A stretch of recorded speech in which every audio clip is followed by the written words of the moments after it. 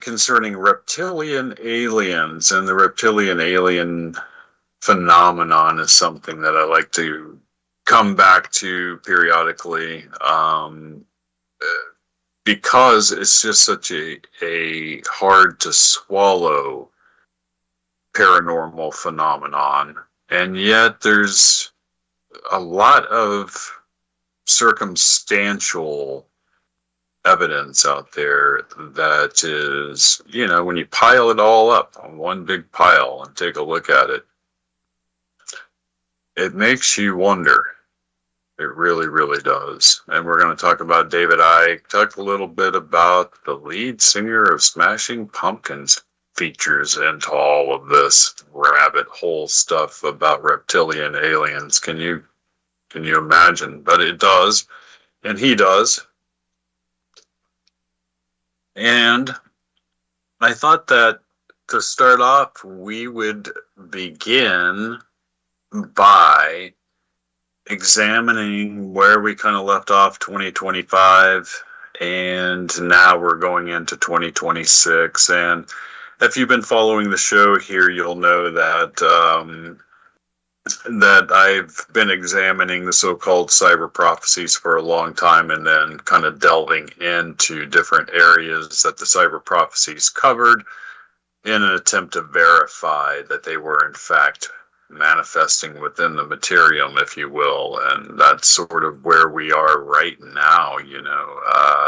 These event manifestations, event probabilities, I suppose you would call them, don't change with the first of the year. If there's one of these things in motion, and there always is, then it'll carry us into the next year. And the next year is interesting. I got some communication from Cliff High actually right before we went on the air, so I've not been able to see what it is that he sent over, but it's interesting. I gave it a brief glimpse, and he's going to be talking about in this correspondence the idea that there's going to be exactly like Tom Lee and over in Wall Street is saying, there's going to be compression this year of a number of different things. And by that I mean we're going to go from like a sense of joy and elation to a sense of desperation, and finally to a sense of coming out of that desperation into a new, if you will, sci-fi world. This is the year that sci-fi world emerges, and that was predicted by the Webbot many moons ago, way back in the early 90s or whatever, when they were doing those original Alta reports. And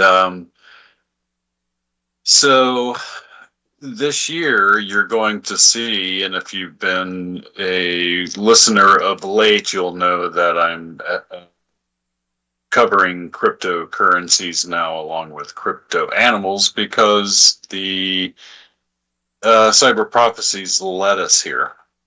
It's really that simple. And along with the cyber prophecies, you have groups like Dick Algeyer's future forecasting group also using paranormal means by which to forecast the idea that cryptocurrencies will eventually dominate the financial landscape.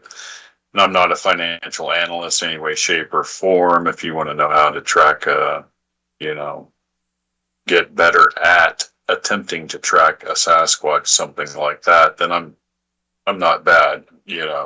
I'm for hire. If you're looking for a cryptid animal, you can reach out to me.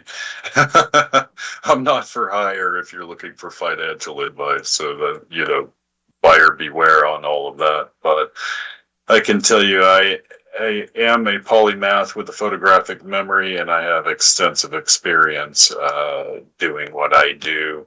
And I can tell you that We're at a very interesting point here in the crypto markets ever since